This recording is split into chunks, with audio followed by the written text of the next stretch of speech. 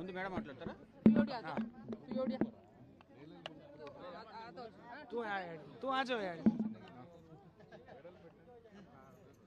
Media సోదరులకు నమస్కారం. అలాగే ఈరోజు తెలంగాణ నుంచి లగచెర్ల బాధితుల తరఫున మానవ హక్కుల కమిషన్ ముందుకు వారికి మద్దతుగా వచ్చిన మా బీఆర్ఎస్ పార్టీ రాజ్యసభ సభ్యులు పెద్దలు సురేష్ రెడ్డి గారు, పెద్దలు దామోదర్ రావు గారు, పెద్దలు రవిచంద్ర గారు, మాజీ ఎంపీ గారు కవిత గారు, అలాగే గౌరవ శాసనసభ్యులు లక్ష్మి గారు, మా మాజీ శాసనసభ్యులు అన్న రవీంద్ర కుమార్ గారు, హరిప్రియ గారు, రామచంద్రు నాయక్ గారు, రూప్ సింగ్ నాయక్ గారు, వాలియా నాయక్ గారు, రాంబల్ నాయక్, చాలామంది గిరిజన సంఘాల నాయకులు వచ్చారు, గిరిజన నాయకులు వచ్చారు. అలాగే బాధితులందరం 12 మంది బాధితులు ఇక్కడికి రావడం జరిగింది. తెలంగాణ రాష్ట్రంలో ఉన్న ప్రభుత్వం అమానుషంగా, అతి దారుణంగా ఎవరైతే ముఖ్యమంత్రిగా ఉన్న రేవంత్ రెడ్డి గారి సొంత నియోజకవర్గం, అక్కడ ఉండే గిరిజనులకు మరి ఇబ్బంది కలుగుతుంది. గిరిజనులు తరతరాలుగా ఉన్న కొద్ది భూమిని నమ్ముకొని అక్కడ వ్యవసాయం చేసుకొని వాళ్ళు దాన్నే జీవనాధారం చేసుకొని బతుకుతూ ఉన్నారు. అలాంటిది రేవంత్ రెడ్డి ప్రభుత్వం వచ్చిన తర్వాత అక్కడున్న గిరిజనుల భూములు లగచెర్ల పక్కన ఆర్బీ తండా, మిగతా తండాలకు సంబంధించిన గిరిజనుల భూములను ఫార్మా కంపెనీ కట్టబెట్టాలనే ప్రయత్నం ఏదైతే జరిగిందో దాన్ని వ్యతిరేకిస్తూ గడిచిన 9 నెలలుగా వాళ్ళు పోరాటం చేసిండ్రు. వివిధ స్థాయిలో వివిధ నాయకుల దగ్గరికి పోయి మేము ఇవ్వము, మాకు జీవనాధారమే అది అని చెప్పి వాళ్ళ అభిప్రాయాల్ని చెప్పినా ఆ రోజు అధికారులు వచ్చి వాళ్ళ మీద దౌర్జన్యం చేయబోయి సంతకాలు పెట్టమనంటే కొంతమంది యువకులు కొంచెం దాడి చేసే ప్రయత్నం చేస్తారు, వాళ్ళని నెట్టేసే ప్రయత్నం చేశారు. దాన్ని భూతద్దంలో పెట్టి మరి గిరిజనుల మీద అర్ధరాత్రి పూట కరెంటు తీసేసి, ఇంటర్నెట్ తీసేసి, ఆడవాళ్ళని చూడకుండా, వయసులో ఉన్న ఆడపిల్లల్ని చూడకుండా, వృద్ధులను పిల్లల్ని కూడా చూడకుండా అమానుషంగా వాళ్ళ మీద పోలీసులతో దాడి చేయించడం జరిగింది. అక్రమంగా 50 మంది మీద కేసు పెట్టారు, 21 మందిని అరెస్ట్ చేశారు. అరెస్ట్ చేసి జైల్లో పెట్టడం కాదు, అరెస్ట్ చేసే క్రమంలో వాళ్ళని విపరీతంగా కొట్టారు. అలాగే ఇండ్ల మీదకి వచ్చినప్పుడు ఆడవాళ్ళని చూడకుండా దారుణంగా వాళ్ళను హింసించిండ్రు, కొట్టిండ్రు, అవమానపరిచిండ్రు, నానా బూతులు తిట్టిండ్రు.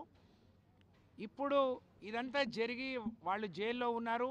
మిగతా మగవాళ్ళందరూ పారిపోయి ఉన్నారు, భయపడి ఎప్పుడు ప్రభుత్వం మా మీద విరుచుకుపడుతుందో, మాకు అన్యాయం చేస్తుందో అని చెప్పి వాళ్ళు బాధితులందరూ హైదరాబాద్ వచ్చి బీఆర్ఎస్ పార్టీ కార్యాలయంలో మరి మా నాయకుడు కేటీఆర్ గారిని కలిశారు. కేసీఆర్ గారి ఆదేశంతో మేము హైదరాబాద్లో కూడా ఎస్సీ ఎస్టీ కమిషన్ని కలిసినాం, వాళ్ళకు మద్దతుగా నిలబడే ప్రయత్నం చేసినాం, జైల్లో ఉన్న వాళ్ళని కూడా చూసినాం. కానీ ఆగకుండా జైల్లో మేము పోయిన రోజు కొంతమందిని అరెస్ట్ చేశారు.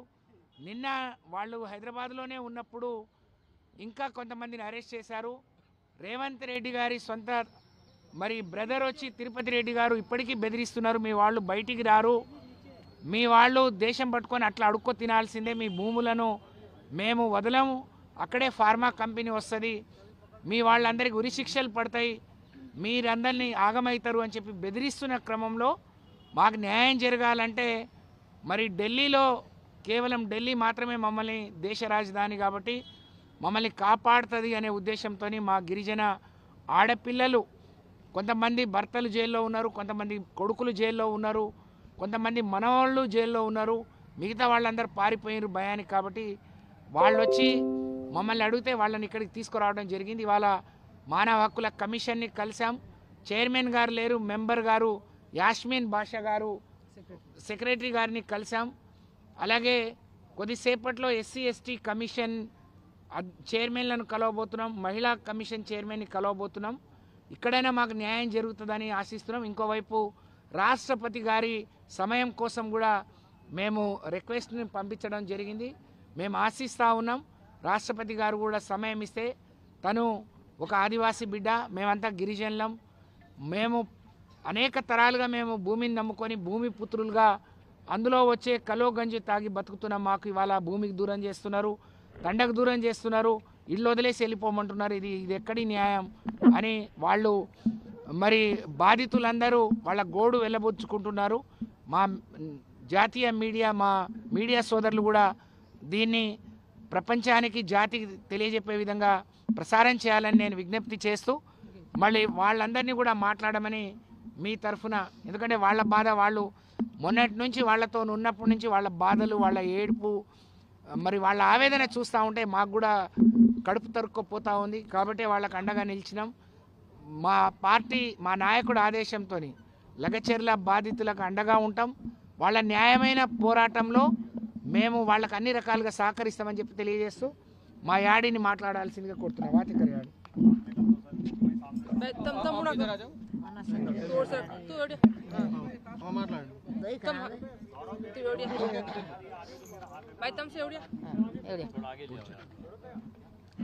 మేము 9 నెలల వరకు మేము ధర్నా చేసి 9 నెలల మేము పోరాడి వికారాబాద్ పోయి ధర్నా చేసినాం, కొడంగల్ పోయి ధర్నా చేసినాం, కోసికి పోయి ధర్నా చేసినాం, మళ్ళీ అకిన్పేట చేసినాం, లగచెర్ల చేసినాం, దుద్దెల చేసినాం, అన్ని దగ్గర ధర్నా చేసినాం. ధర్నా చేసినా కానీ ఒక్క రేవంత్ రెడ్డి రక్కడ లేదు, తిరుపతి రెడ్డి రక్కడ లేదు, ఒక కలెక్టర్ రక్కడ లేదు, ఒక ఎమ్మెల్యే రక్కడ లేదు, ఒక గిరిదవాది రక్కడ లేదు. నిన్న మొన్నటి నుంచి కలెక్టర్ వస్తే గన్మెన్ తీసుకొని, ఐడెన్ కార్డ్ వేసుకొని, అన్నీ వేసుకొని ఒక 4 పోలీసు వాళ్ళని తీసుకొని వస్తాడు. అగ్రంగా పూరా మన బట్టలు వేసుకొని వచ్చిండు. మేము బువ్వ వండుకొని తిని ధర్నా చేస్తామంటే అంత వచ్చి చిన్న చిన్న పిల్లలు ఏమో ఇంత దాడి చేసి దొబ్బిన తర్వాత కలెక్టర్కి కొట్టిరి అని అర్ధరాత్రి ఒకరు కొట్టాం. రాత్రి వచ్చి లైట్ బంద్ చేసి, కరెంట్ బంద్ చేసి 500 పోలీసు వాళ్ళు వచ్చి ఆడవాళ్ళని చూడకుండా, మగవాళ్ళని చూడకుండా, పిల్లలను చూడకుండా, చిన్నపిల్లని చూడకుండా, పెద్ద పిల్లని చూడకుండా అందరికీ వేసుకొని డిసెంలో వేసుకొని ఒక్కొక్క కుత్కా వీసుకుడా, కొట్టుడా, కాళ్ళతోటి మూడుతోటి దొక్కుడా, మూతికి బట్ట ఇట్లా బట్ట వేసి నువ్వు కూడా దర్వాజాకు నువ్వు కూడా ఇట్లా చేసి మా మొగోళ్ళని, నా మల్మన్ని, నా మన్మరాన్ని, నా మన్మన్ని, నా మొగోన్ని, నా కొడుకుని అందరికీ జైలుకి వేసి ఉండోళ్ళు కొద్ది అందరూ రాజ్యం బట్టి ఉండ్రు. గుట్టల పోటీ, చెట్ల పోటీ వాళ్ళు ఉండరు. ఆడోళ్ళ కానీ మా తండా పూర ఖాళీ ఉండేది, ఒక్క మనిషి లేదు తండలా. ఇస్తోది మా రేవంత్ రెడ్డి 400 పెన్సిల్ ఇస్తానని మాకు బేకే లేదు, పెన్సిల్ బేక్ లేదు, పెన్సిల్ బేకు లేదు, మాకు రుణం మాకు బేక్ లేదు. మా భూమి వదిలేయాలి, మా పిల్లలను ఇసి పెట్టాలి, ఉండోళ్ళు గుట్టల పట్టి ఉండోళ్ళు ఇంటికి రావాలి. నాది 8 ఎకరాలు మొత్తం భూమి పోతుండదు. 8 ఎకరాలు ఉండదు నాకు. 8 ఎకరాలు ఒక్క సంటేడు కూడా మిగులుతలేదు. 3 ఇండ్లు కట్టిన, పెద్ద సెరాపేసి 3 ఇండ్లు గింత, ఒక ఇల్లు గింత, ఒక రూమ్ కూడా మిగులుతలేదు. ఏం చేయాలి?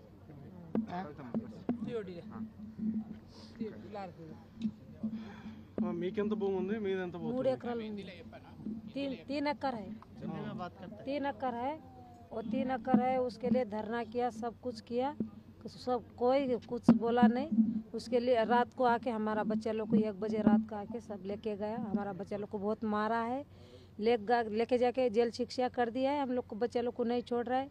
हम लोग सारे गांव वाला बाहर भाग गया है, कोई गांव वाला घर में नहीं है। हम लोग लेडीज लोग सब गांव में बाहर जंगल में सो रहा है। किसी को कुछ सांप काटेगा, कुछ सुआ काटेगा, कुछ कीड़ा काटेगा, उसका जवाबदारी कोई नहीं है। हमारा बच्चा लोग को हम लोग को घर पूछ कर देने का, हमारा जिधर बाहर किधर भाग दौड़ कर रहा है वो लोग सब हमारा गांव में सारे लोग को छोड़ देने का, और हमारा ज़मीन हम लोग को छोड़ देने का उसको विनती करके बोल रहा है। इससे ज़्यादा कुछ बोलने वाला नहीं। हम लोग को बहुत तकलीफ़ है, हम लोग को खाना नहीं जा रहा है। हम लोग को खाना बना के खाने का बोलेगा तो भी डर लग रहा है। कुछ खाना घर में चावल बनाने के लिए रख रहा है तो डर लग आया, पुलिस वाला करके बोल रहा है तो भाग रहा है। हम लोग कौन सा भी हम लोग को हिम्मत नहीं है। उसके लिए हम लोग इतना लंबे आया है, उसके लिए हम लोग को कुछ भी थोड़ा हेल्प करने के लिए हम लोग सोच रहा है। ठीक, नाम क्या आपका? सुशीला। मैं देवी भाई बोल रहा है।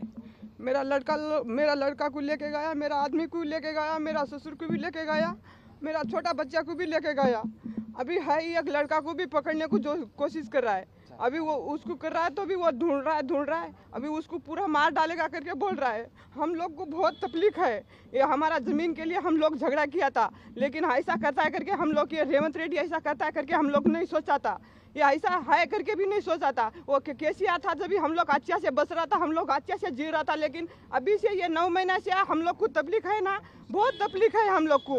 इतना तकलीफ नहीं है, ये खेती करने को नहीं जा रहा है, ये खेती में नहीं करने को दे रहा है। ये अभी कितना 8 दिन से हमारा आदमी लोग भी किधर है करके हम लोग देखने को नहीं गया, बच्चा लोग भी किधर है करके देखने को नहीं गया हम लोग। अभी से इतना, मेरा 2 बच्चा है, एक लड़की है, मेरा लड़की रो रहा है, बोलेगा तो हम लोग को बहुत दुख आ रहा है। हम लोग को मेरा बच्चा लोग इतना ही कर रहा है ना। मेरे को जमीन मांगता है, मेरा बच्चा लोग हमारा घर में आने का, हम लोग किसका चोरी नहीं करने गया। 6 एकड़ है, 6 एकड़। क्या खेती करते हैं उसमें? चावल बिकता है, जेवारी बिकता है, और तूर बिकता है, सब बिकता है। नहीं आने देना है हम लोग को। हमारा जान जाएगा तो जाएगा, लेकिन हम लोग फार्मा कंपनी को जमीन नहीं देगा हम लोग। आपका कॉन्स्टिट्यूंसी का एमएलए सीएम साहब भी है ना, क्यों उसके सामने क्यों नहीं रखा ये पूरा? ये को मिलने की कोशिश की है ना, बहुत मिलने को कोशिश किया है, लेकिन हम लोग को मिलने नहीं, उधर गया तो भी हम लोग को मिलने नहीं दिया। उधर से धक्का मार के हम लोग को भगाया। हम लोग को हमारा बच्चा लोग हम लोग को हम अच्छा रहेगा तो हम लोग भी अच्छा रहेगा। उनके लिए पैदा किया था कि हम लोग को, उनको मारने के लिए पैदा किया था क्या हम लोग? वो पुलिस वाले को रात को छोड़ता है और मारता है और हमारा जमीन भी खोजता है क्या? आपका नाम क्या? आपका नाम देवी भाई। देवी भाई है।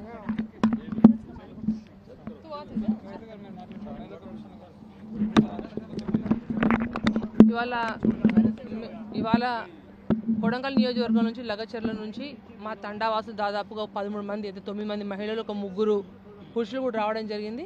గత వారం రోజు నుంచి కూడా మీరు మీడియా మిత్రులందరూ కూడా చూస్తూ ఉన్నారు. ఏదైతే వాళ్ళు తాతల తండ్రుల నుంచి కూడా వచ్చిన భూమి, అయితే అది అసైన్ భూమి కాదు, అది మరి ఇతర భూమి కూడా కాదు, అది వాళ్ళ తాత తండ్రుల నుంచి వాళ్ళు వారసత్వంగా వ్యవసాయం చేసుకుంటూ వాళ్ళ కడుపు నింపుకోవడానికి వాళ్ళు పనిచేస్తున్న అందరూ కూడా రైతులు. ఏవైతే అందరూ కూడా రైతులు, అందరూ ఒకరికి 2 ఎకరాలు ఉంది, 3 ఎకరాలు ఉంది, ఒకరు 6 ఎకరాలు, రకరకాలుగా ఉంది వాళ్ళకు. అందరూ కూడా ఇప్పుడు ఏదైతే ఫార్మా కంపెనీ గతంలో పోయిన ప్రభుత్వంలోనే ఆల్రెడీ 13,000 ఎకరాలు ఫార్మా సిటీ ఏర్పాటు చేయడానికి పోయిన రాష్ట్ర ప్రభుత్వం ఏర్పాటు చేయడం జరిగింది. వాస్తవంగా అక్కడే ఫార్మా కంపెనీ ఫార్మా సిటీ ఏర్పాటు చేయాలి. కానీ ఇవాళ ఏదైతే కాంగ్రెస్ ప్రభుత్వం, రేవంత్ రెడ్డి ప్రభుత్వము ప్రత్యేకంగా వారి స్వలబ్ధి కోసము ఆ కొడంగల్లోని లగచర్ల గ్రామంలో ప్రత్యేకంగా గిరిజన వాసులు, మా తండా వాసులందరినీ కూడా వాళ్ళ భూములు, అమాయక ప్రజల యొక్క రైతుల యొక్క భూములు తీసుకొని అక్కడ ఫార్మా సిటీ ఏర్పాటు చేయడానికి ఏదైతే చేస్తుందో, ఇది యావత్ తెలంగాణ రాష్ట్రంలో ఉన్న మా లంబాడ సోదరులందరం కూడా మేము పూర్తిగా వ్యతిరేకిస్తున్నాం. ఎందుకంటే ఇవాళ కాంగ్రెస్ ప్రభుత్వం వచ్చిందంటే ప్రత్యేకంగా లంబాడలు 90% మంది కాంగ్రెస్ పార్టీ సపోర్ట్ చేయడం వల్ల ఇవాళ ప్రభుత్వం వచ్చింది. కానీ వాళ్ళ ప్రభుత్వం వచ్చినాక పూర్తి స్థాయిగా చేసి మీ దౌర్జన్యం ఇవాళ లంబాడల మీద చేస్తున్నారు. మీరు ఒకసారి గమనించండి. యావత్ రాష్ట్రంలో ఉన్న ప్రతి ఒక్క లంబాడ కుటుంబంలో కూడా అందరూ కూడా బాధపడుతూ ఉన్నారు. మా డిమాండ్ ఒకటే, ఇవాళ ఇప్పుడు ఇక్కడ కలుస్తున్నాం కానీ మహిళా కమిషన్ కలుస్తున్నాం, ఎస్టీ కమిషన్ కలుస్తున్నాం. మా డిమాండ్ ఒకటే, గిరిజన భూముల జోలికి దయచేసి మీరు రాకూడదు. మీరు ఫార్మా సిటీ ఏదైతే ఉందో, గతంలో అయితే 13,000 ఎకరాలు ఏర్పాటు చేసిందో అందులో మీరు ఫార్మా కంపెనీ పెట్టుకుంటారు, ఫార్మా సిటీ పెట్టుకుంటారు, అన్నీ చేసుకోండి. కానీ గిరిజనులను టార్గెట్ చేసి, గిరిజన రైతుల యొక్క భూములను టార్గెట్ చేసి వాళ్ళ కడుపులు కొట్టొద్దు అని చెప్పేసి ఈ రాష్ట్ర ప్రభుత్వాన్ని మేము డిమాండ్ చేస్తున్నాం. ఖచ్చితంగా ఆ లగచర్లలో ఉన్న తండా వాసులకు ఎటువంటి ఇబ్బంది కలగకుండా, వాళ్ళ భూములు అందరూ కూడా పోకుండా కూడా యావత్ మేము లంబాడి గిరిజన బిడ్డగా కూడా వాళ్ళ సైన్యంగా నిలబడతామని తెలియపరుస్తా ఉన్నాం. ఆల్ ఇండియా బంజారా సేవా సంఘం తరఫున బాధిత కుటుంబాలకు అండగా రావడం జరిగింది. గిరిజనులకు రాజ్యాంగంలోని 21వ ఆర్టికల్ ప్రకారం మేము నిర్మించుకున్న మా ఇళ్లలో కూడా జీవించే హక్కు లేకుండా ఇలా రేవంత్ రెడ్డి ప్రభుత్వం ఇలా హరాస్మెంట్ చేస్తూ ఉన్నది. వాళ్ళ మీద SC/ST అట్రాసిటీ కేసు పెట్టి ఎవరైతే గిరిజన రైతుల్ని ఇబ్బంది పెట్టి జైళ్ళకు పంపించి దాడులు చేశారో వాళ్ళ యొక్క అధికారుల మీద చర్య తీసుకోవాలని ఈరోజు ఎస్టీ కమిషన్, జాతీయ కమిషన్కు, SC కమిషన్కు, హ్యూమన్ రైట్ కమిషన్స్కి వాళ్ళ కలవటానికి ఆల్ ఇండియా బంజారా సేవా సంఘం తెలంగాణ రాష్ట్ర కమిటీ తరఫున విన్నవించడానికి వచ్చినాం. దీన్ని వాళ్ళకు అండగా ఉంటామని చెప్పి ఈ సందర్భంగా మేము మనవి చేస్తూ ఉన్నాం. లంబాడీ కుల పోరాట సమితేనా మేము అక్కడ లంబాడీల భూములు ఏదైతే గుంజుకుంటున్నారో ఫార్మా కంపెనీలను వెనక్కి తీసుకోవాలి. అక్కడ ఏదైతే అక్రమంగా రైతులను అరెస్ట్ చేసిరో వాళ్ళంతా విడిచిపెట్టి ఆ ప్రాంతం నుండి ఫార్మా కంపెనీలను ఎత్తివేయాలని చెప్పి ఈరోజు జాతీయ కమిషన్ కలవడానికి వచ్చిన లంబాడి హక్కుల పోరాట సమితి రాష్ట్ర అధ్యక్షుడు తెలంగాణ.